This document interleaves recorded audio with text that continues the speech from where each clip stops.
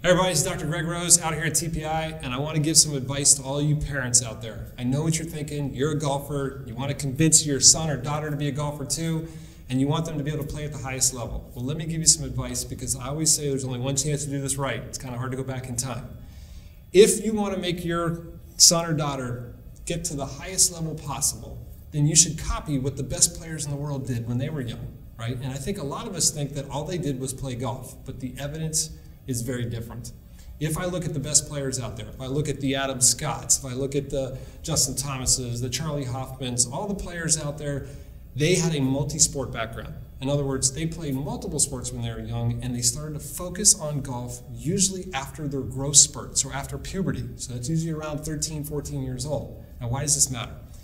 If all you do when you're young is play golf, and I love the fact that you want to get them into golf, but if they just hit golf balls all day long, they're not developing the athletic skills. And what we always say is athletes first. Develop the athlete, then develop the golfer. If you develop the golfer first, it's hard to go back in time and develop the athlete.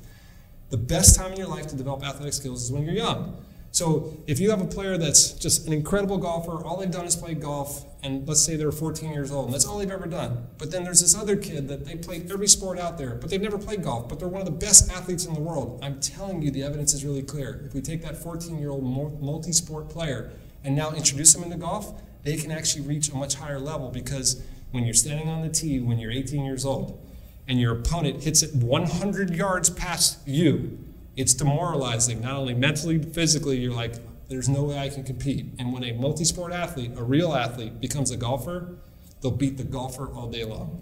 So my number one piece of advice I give to all you parents is make sure your kids are playing multiple sports, make them well-rounded, create the athlete. We can always turn them into the golfer once they get to their growth spurt, 13, 14 years old.